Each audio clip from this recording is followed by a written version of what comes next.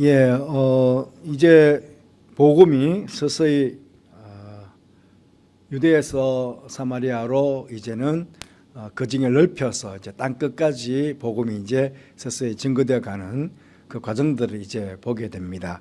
오늘 말씀 보시면 그때에라고 합니다. 그때는 여러 가지 의미가 있지만 어쨌든 스데반의 일로 일어난 환란, 스데반으로 인해서 유대 종교 지도자들도 박해했지만 헤롯의 아들인 아그리빠도 그때부터 이제 박해를 헤롯 아그리빠 왕이 그때부터 기독교를 조금씩 박해를 하기 시작합니다. 그래서 이제 우리 내일 보게 되겠지만 주의 제자 야고보를 죽이는 그런 일들을 하게 되거든요. 어쨌든 그 환란으로 인해 가지고 흩어진 자들이 벤네게와 구브로 안도까지 이르러 유대인에게만 말씀을 아직도 전했다는 것입니다. 이미 지금 예루살렘과 가이사라 그 사마리아 지역 안에는 이미 유대인뿐만 아니고 이제 이방인에게도 복음이 전해져서 성령이 임하는 것이 이제는 소문이 났습니다. 이제 뭐 예루살렘에도 소문이 나고 사실은 로마가 지배하고 있었던 가이사라 지역이 아주 큰 도시였으니까 이미 거기도 소문이 다 났고, 그러니까 가장 큰 두 도시에서 이미 이제 소문이 난 거죠. 이방인도 복음을 받았다. 이방인에도 이제는 성령이 임하셨다 하는 소문이 이제 다 났죠. 하지만 환란으로 말미암아 흩어진 자들이 베네게와 구브로로 올라갔던 사람들은 예루살렘과 유대 지역에서 일어난 이방인이 고넬료가 복음을 듣고 예수 믿었다, 그 가정이 구원받았다 하는 소문을 아직 듣지를 못했던 것 같아요. 그러니까 아직도 이 유대인들은 유대인 기독교인들 아직도 그 마음에 편견이 있는 겁니다. 우리 유대인들만 구원을 받는다 라고 하는 그 편견, 그 있었기 때문에 유대인에게만 계속 말씀을 전하는 거죠. 계속 올라가면서. 여기 지도를 보면요, 좀 지도를 크게 그렸습니다. 왜냐하면 전체 내용을 좀 봐야 되니까. 여기가 죄송합니다.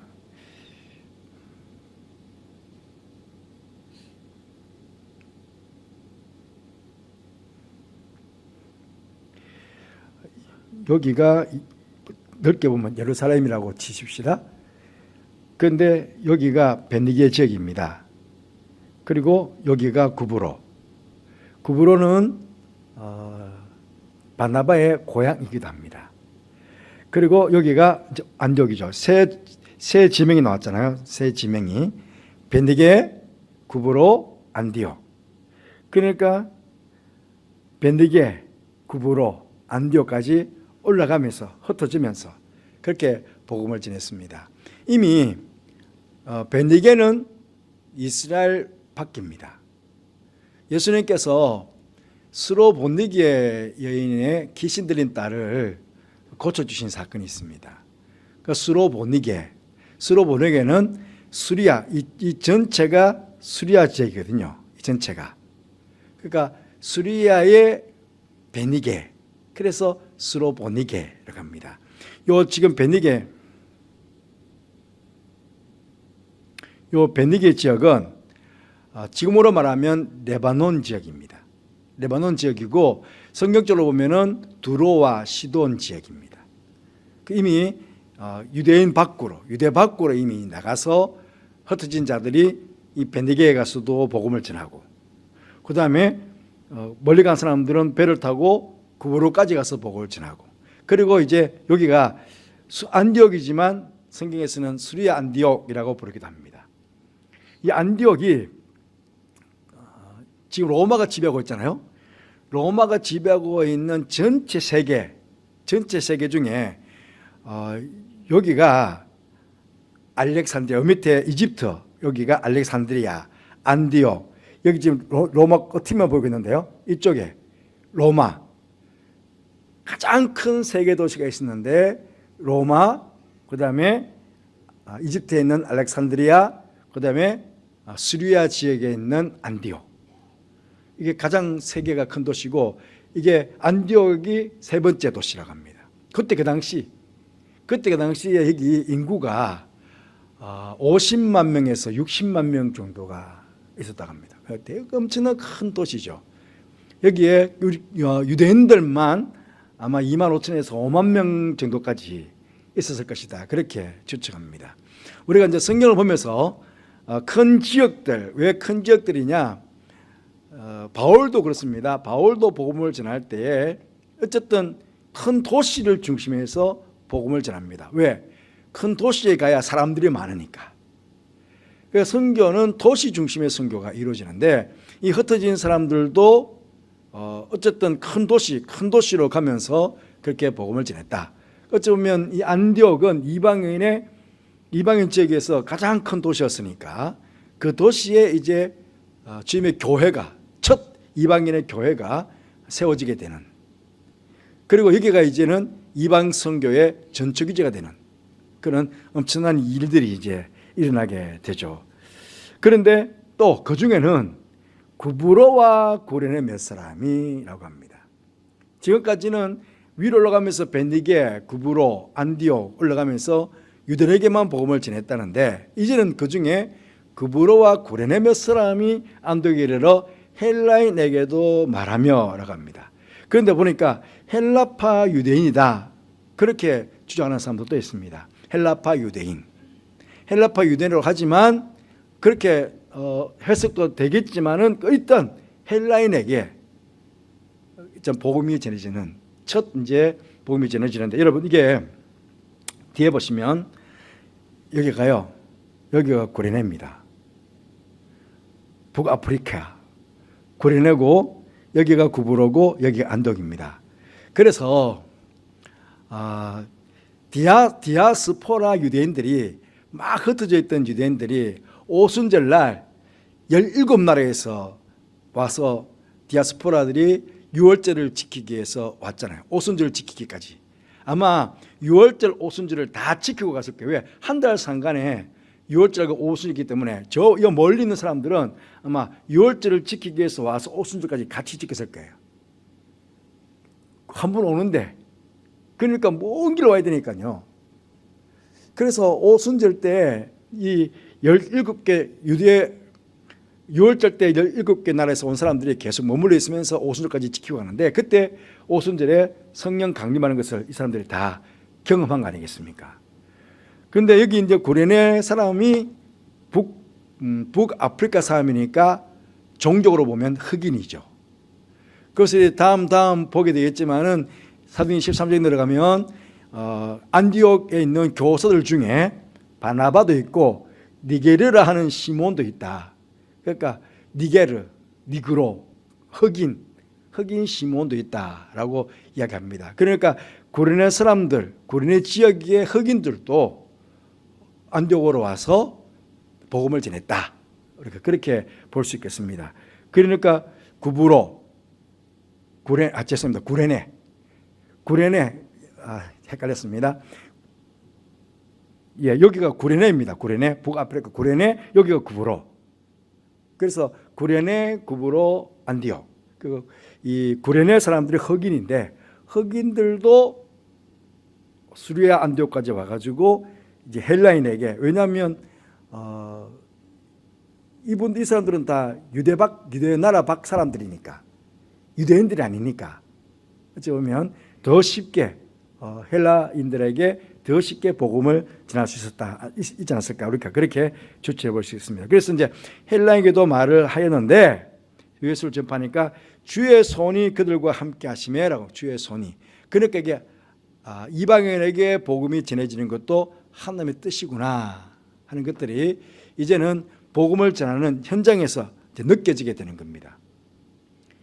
유대인에게만 복음을 전했는데 또 다른 지역에 온 사람들이 헬라인에게도 복음을 전하는데 주의 손이 함께 있어서, 이 손이라는 것은 여러 가지 의미가 있습니다. 주의 손, 주의 능력, 주의 인도하심, 주의 보호하심, 모든 손 안에 많은 의미가 함축되어 있거든요. 그 주님의 손의 능력으로 함께 하시고 그들을 인도해 주시고 그들을 붙잡아 주시고 모든 게 다르지 않습니까? 어쨌든 강력하게 하나님의 역사가 복음 전도 현장에 이루어지는 것을 이제 그들이 경험하게 되는 것입니다. 그리고 수많은 사람들이 믿고 주께로 돌아왔다라고 합니다. 여기 이제 수많은 사람들. 그게 이제 이걸 지켜보면서 우리가 참 감사한 것은 뭐냐면 박해 때문에 흩어진 거잖아요. 예루살렘에 머물렀던 사람들이 박해 때문에 막 어쨌든 피난 가면서 갔는데, 그러면 뭐 제대로 뭐 우리가 이민을 간다 그러면 뭐 재산을 제대로 쫙 갖추어서 뭐 그렇게 뭐 이민을 가는 거 아니겠습니까? 그런데 박해 때문에, 환란 때문에 흩어졌던 것은 제대로 갖추지도 못하고 막 도망가다시피 했을 거거든요. 도망가다시피 했는데, 그런데 그런 상황 가운데서도 이들은 계속해서 복음을 전했다는 겁니다. 내 코가 석자인데 내가 좀 제대로 먹는 걸 좀 해놓고, 집을 좀 제대로 간수해놓고, 뭐 이런 하지 않겠습니까? 도망가서 장막터도 좀 마련하고 집도 좀 지어놓고, 아니면 좀 살궁리도 좀 해놓고, 그렇게 해서 뭐 복음을 전하면 되지 않겠나 할 수 있겠는데, 그들은 가면서 핍박받아 가면서도 계속 우선순위는 복음을 전하는 일이었다. 이게 참 귀한 일입니다. 그래서 때를 얻든지 못 얻든지 항상 복음을 전하라 하는 말씀 있지 않습니까? 사도 바울이 우리에게 주신 말씀인데, 그 어떤 상황 가운데서도 우리가 가장 중심에 둬야 할 것은 누구를 만나든지 어디를 가든지 우리 입에서는 복음 전도가 먼저 돼야 되겠다. 이 사람들을 보듯이요.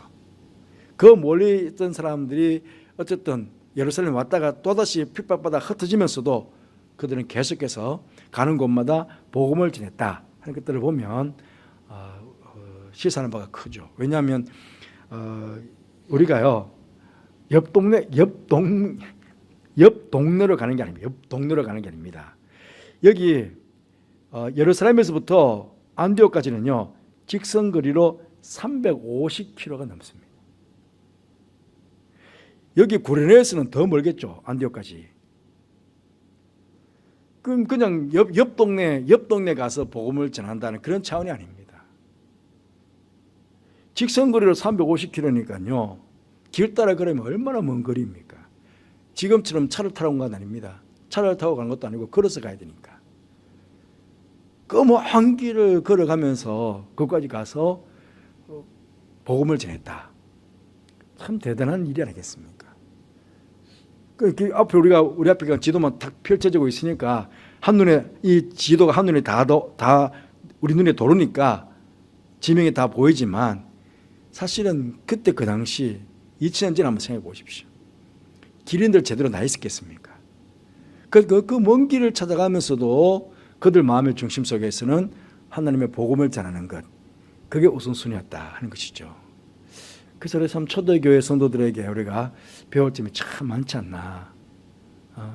우리는 우리 앞가림부터 먼저 하려고 그럴 텐데 그렇게 하지 않고 먼저 주의 복음을 전하는, 그러니까 주님의 손이 능력으로 함께 하시고 그런 수많은 사람들이 주께로 돌아오는 그런 일이 있게 되었다. 우리도 때를 어떤지 못 얻든지 어떤 상황 가운데서도 주의 복음을 전하는 주님의 신실한 제자들이 되겠다. 또 우리 오늘 그렇게 한번 기도하는 시간이 되었으면 좋겠습니다. 자, 그리고 이제 예루살렘 교회가 이 사람들의 소문을 듣게 된 것입니다. 그래서 바나바를 안디옥까지 보내는 거예요. 이미 예루살렘 교회는 경험했잖아요. 이미 고넬료를 통해서 경험했습니다. 이방인에게도 성령이 임했다. 이제 이방인에게도 주께서 복음을 전하라고 했던 그것이 이제는 이루어지고 있구나 하는 것들은 예루살렘 교회는 이미 경험했습니다. 그러니까 이 사람들의 소문, 안디옥에 있는 헬라인들도 이방인들도 복음을 들어서 주께로 돌아왔다고 그런다 하는 소문을 들었다는 거죠. 그러니까 바나바를 안디옥까지 보내게 됩니다. 그런데 참 이제 우리 뒤에 바나바에 대해서 보게 되겠지만 참 감사한 것은요, 예루살렘에서부터 안디옥까지가 350km라고 그랬잖아요. 그 먼 거리. 서울에서 제가 저희 집에서 저 대구집까지 내비게이션을 딱 치면요, 한 290km, 300km쯤 됩니다. 그런데 그 서울에서 대구보다 더 먼 교육은 부산까지라는 거죠. 부산보다 조금 더 멀 수도 있겠습니다. 부산까지는 100km 정도 좀 되려나? 예. 부산까지는 안 되겠군요. 그런데 어쨌든 350km 되는 그 먼 거리를 바나바도 제자들이 좀 갔다 오시오. 지금 그렇게 안디옥에서 막 주께서 구원받는 자를 많이 막 일으키셨다 그러니까 한번 가서 한번 어떻게 상황인지 한번 보시오 하니까 바나바도 그냥 제자들의 말에 순종하고 가는 거예요. 안디옥까지. 그러니까 이게 참 그냥 우리가 성경이라서 쉽게 봐서 그렇지 그 먼 거리를 그냥 마다하지 않고 사도들의 말에 순종해서까지 가는 것 참 대단하지 않습니까? 그래서 가서 보니까 하나님의 은혜를 보고 기뻐하여 모든 사람에게 굳건한 마음으로 주와 함께 머물러 있어라. 마음 빼앗기지 말고 다른 것에 마음 빼앗기지 말고 이제는 주님만 바라보고 예수 그리스도만 바라보고 그렇게 굳건한 마음을 가지고 신앙생활을 잘하시오. 왜냐하면 그때 그 당시에는 성경이 없었습니다. 우리는 지금 성경이 있기 때문에 성경을 통해 가지고 예수님이 누구신지 또 복음의 진리가 무엇인지가 잘 알게 되는데 그때 그 당시는 사도들이 전해주는 제자들이 전해주는 그때 흩어졌던 기독교 유대인들이 올라와서 그냥 전해주는 그게 다거든요. 메시지가 너무 간단해. 그런데 그때 그 당시에는 안디옥만 해도 얼마나 우상들이 많았겠습니까? 그때 그 당시 로마 황제 숭배부터 해가지고 로마의 수많은 신들이 있잖아요. 그 수많은 신들을 그들은 다 경험하고 있었거든요. 그런데 그 수많은 신들 가운데 이제 막 생성된 이제 막 태동한 그 기독교 아닙니까? 그러니까 얼마나 바나바도 간절하게 그들에게 주의 예수를 굳건히 믿고 이 수많은 우상들 앞에서 우상들이 있는 그 가운데서도 정말 하나님만 바라보고 예수만 바라보고 그렇게 신하시오 라고 너무 담대하게 전했다는 것입니다. 그런데 수많은 사람들이 이 말씀을 믿고 결국은 박해 가운데서도 막 순교자들이 나오고 그러지 않습니까? 이게 초대교회가 잘 연결이 있지 않습니다. 바로 이때가 우리가 이제 연도별로 보면 바울이 AD 한 32년경에 회심을 했습니다. 회심을 하고 35년경에 32년부터 3년 동안 아라비아에 내려가 있다가 35년경에 처음으로 이제 예루살렘에 와가지고 제자들을 만난 거예요. 바울과 그러니까 사울이죠. 바울이라고 하는 사울이라고 하는 바울이 AD 35년에 처음으로 예루살렘에 와서 제자들을 만났습니다. 그런데 유대인들이 바울을 죽이러 가니까 그래서 제자들이 가이사랴로 보냈다가 바울의 그러니까 원 사람은 사울이죠. 사울의 고향인 다소로 보냈습니다. 그 다소에서 사울은 10년간 있었습니다. 뒤에 보면 바나바가 사울을 찾으러 다소에 갔다. 다소에. 그러니까 사울 찾으러 다소에 가서 바울을 만난 게 언제냐면요. 그 상관이 10년이에요. 10년. 그러니까 AD 45년쯤. 예수님 돌아가시고요. 예수님 돌아가시고 거의 한 15년 정도밖에 안 됩니다. 예수님 돌아가시고 15년 정도밖에 안 되는 정말 기독교 완전만 이제 막 태동한 종교거든요. 그런 종교니까 이게 막 엄청나게 아무리 많이 믿었다고 그래도 그렇게 지금 막 수십만 명이 믿고 있는 그런 거 아니거든요. 그러니까 이게 몇만 명밖에 안 되는 기독교인들이 이걸 예수를 굳게 믿으라고 전파해도 거기 안디옥에도 지금 50만 명의 사람들이 있다고 그러고 유대인들이 지금 5만 명 있다고 그러는데 그러니까 그 가운데 소수의 예수 믿는 자들 그 수많은 우상을 섬기는 사람들 앞에서 야 이게 뭐 이게 기독교가 이게 종교일까 뭐 싶을 정도가 아니겠습니까? 그래도 최선을 다해서 기독교인들이 그 가운데 믿음을 지키고 믿게 되었다는 것입니다. 그래서 거기서 그리스도인이다. 안디옥에서 비로소 그리스도인이라 일컬음을 받았다. 아 이제 예수쟁이들이구나. 이제 사람들이 알게 되고 사람들이 아이고 저 예수 믿는 사람들이구나 하는 것들이 이제 불려지게 되었다는 것입니다. 얼마나 열심히 믿었으면, 얼마나 최선을 다해서 믿었으면. 앞쪽에 그 누구 때문인지 알면 누구 때문이냐, 많은 영향이 있지만 그 많은 영향 가운데서도 바나바의 영향이 컸다는 겁니다. 바나바는 착한 사람이요 성령과 믿음이 충만한 사람이요 있게 큰 무리가 죽게 더하여지더라. 그랬습니다. 제가 바나바에 대해서 여러 번 제가 설교로도 하고 말씀을 드렸지만 성경의 여러 인물 중에 제가 정말 좋아하는 인물이 바나바입니다. 바나바는 1등이 아니고 2등이거든요. 2등이지만 바나바로 인해서 사울이 세워졌고 바나바로 인해서 어찌 보면 안디옥 교회가 바르게 세워진 거거든요. 세계 전체주의의 어떤 교회로서의 첫 교회 아닙니까? 그런데 바나바가 첫 목회자거든요. 이 착한 사람이었다. 착한 사람. 그 성령과 믿음이 충만한 사람. 성령과 믿음이 충만하다고 해서요 착한 사람 아닐 수 있습니다. 성격이 조금 못된 사람이 있을 수 있거든요. 그런데 물론 성령께서 그의 마음을 계속 다듬고 가지고 착한 마음으로 바뀌어지게 하시겠지만, 그런데 이 착한 사람, 성품이 이게 착한 사람이 중요합니다. 성품이 착하니까 믿음과 성령과 믿음이 충만해진과 동시에 이 착한 성품이 많은 사람들에게 선한 영향력을 끼치게 되는 겁니다. 말로 하는 것도 있지 않습니까? 그리고 얼굴 표정, 행동, 삶의 모든 모습, 그것들이 그냥 다 드러나는 거죠. 드러나니까 사람 자체를, 바나바 자체를 보니까 야 당신 믿는 그 예수 나도 믿고 싶다고 그렇게 말을 할 만큼, 그렇게 되니까 그냥 바나바 때문에, 바나바로 인해 가지고 큰 무리가 죽게 더해지는 그런 일이 있다는 것이죠. 그래서 우리 예수 믿는 사람들 잘 살아야 됩니다. 좋은 성품 가지고, 예수님 성품 가지고 정말 잘 살아야 됩니다.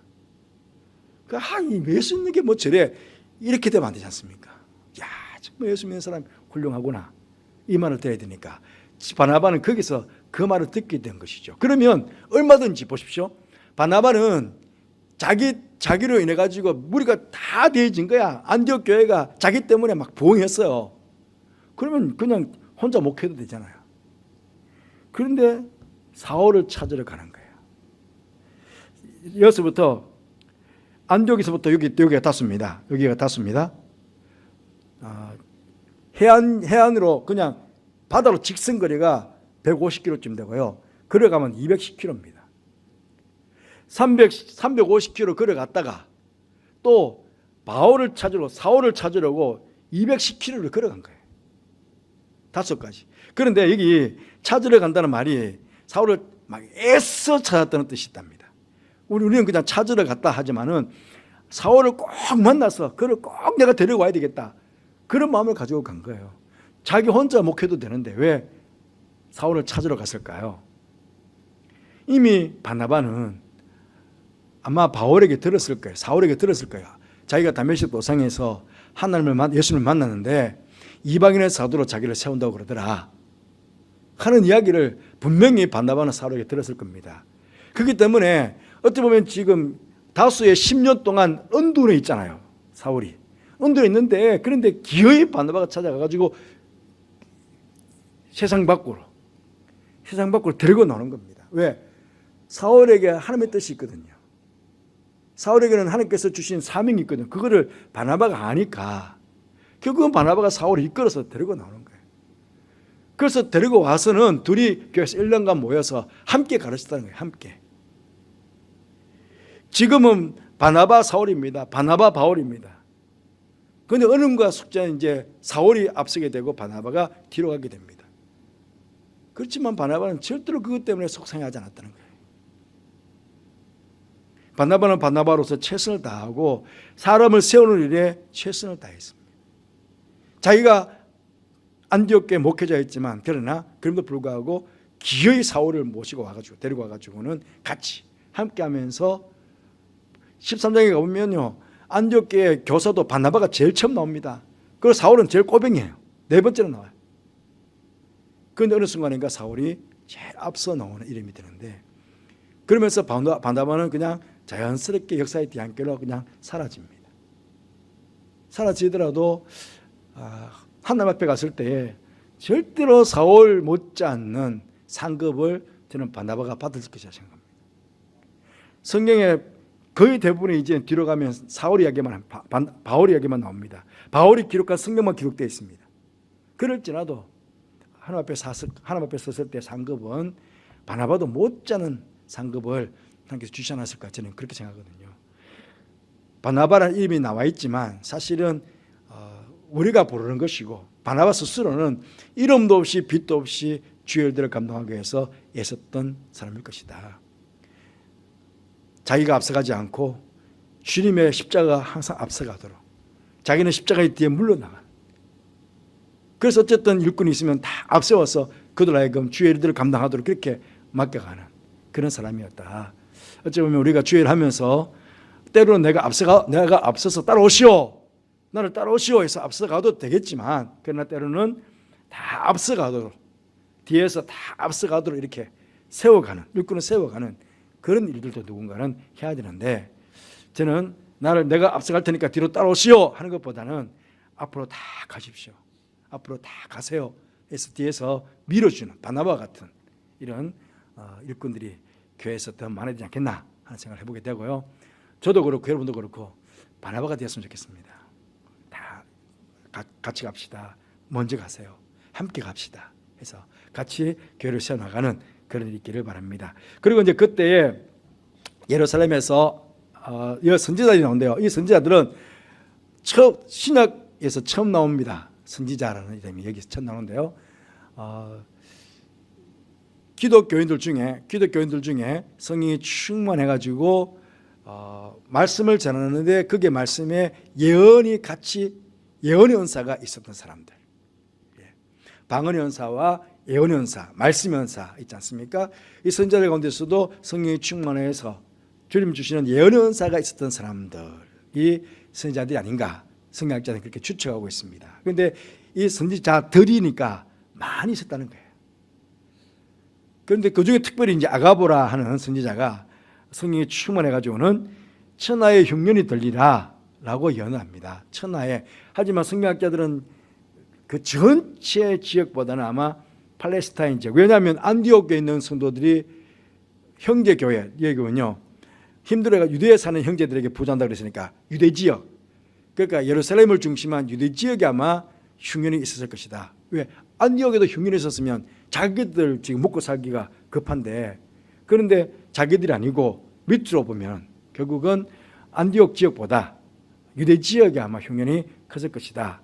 그런데 그 앞에 보면 여기 클라우디오 때 황제 때가 AD 45년, 46년경에 흉년이 있었다 하는, 역사적으로 흉년이 있었다 하고 보고 있습니다. 그러니까 그때 성경대로 예루살렘에 흉년이 있어가지고 예루살렘 교회가 큰 어려움이 있었는데, 그런데 안디옥 교회에서 각각 그 힘대로 제자들이 헌금을 해가지고 형제들, 유대에 사는 형제니까 예루살렘 교회에다가 부조를 보내게 된 것입니다.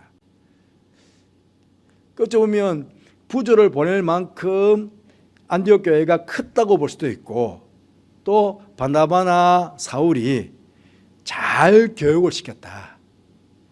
아이고 뭐 그 먼 350km나 그 먼 있는 교회까지 우리가 뭘 신경 씁니까? 라고 할 수 있는데요. 그게 아니고 형제라고, 형제. 그리스도 안에서 한 형제다 라는 의식을 가지고 기꺼이 자기들 뭐 그때 그 당시 살기 형편이 좋은 형편은 절대로 아니거든요. 그래도 불구하고 힘껏 힘을 다 써서 그래서 형제들을 돕기 위해서 부조했다 하는 것들을 보게 됩니다. 그 결국은 선교를 할 수 있는 교회의 어떤 분위기가 이미 형성되어 있었다는 것을 알 수 있습니다. 마찬가지입니다. 교회도 내적으로든지 교회 안으로든지 해야 될 일이 많이 있습니다. 하지만 교회는 전도와 선교가 우선되어야 됩니다. 그래서 어쨌든 우리 가까운 형제 교회들, 멀리는 타 지역에 있는 선교사들을 위해서 우리 기꺼이 헌금도 하고 기도도 하고 우리가 보내는 선교사는 잘 해야 되지 않겠는가. 우리 교회도 안디옥 교회도 처음 세워지자마자 선교하는 교회가 되었다는 것이죠. 어찌 보면 모든 교회는 선교적 교회가 되어야 된다. 어쨌든 봉사하고 섬기고 하는 모든 일들은 다 이루어야 된다는 것들을 보게 됩니다. 그래서 우리가 오늘 말씀 생각하면서 함께 기도했으면 좋겠습니다. 때를 어떠든지 못 어떤지 어떤 상황 속에서도 복음을 전할 수 있는 믿음의 사람들이 되게 해주시기를 기도하십시다. 그리고 바나바와 같은 착한 사람, 성경과 믿음에 충만한 사람이 되어서 많은 사람들을 주께로 인도하게 해주시기를 기도하십시다. 안디옥 교회처럼 형제교회를 사랑으로 섬기고 돕는 그런 우리 교회가 되게 해주시기를 기도하십시다. 이제 이런 행사 이번 내일 중고등부부터 해서 목금토 주일까지는 중고등부, 토요일 주일은 유치부, 영유아부 유치부, 또 금토 주일은 어린이부, 그렇게 수련회가 이루어지게 됩니다. 교육부서 여름 행사 잘 진행될 수 있도록 함께 기도했으면 좋겠습니다. 내 마음의 주를 향한 사랑이 창한 이후에 우리 함께 기도하십시다.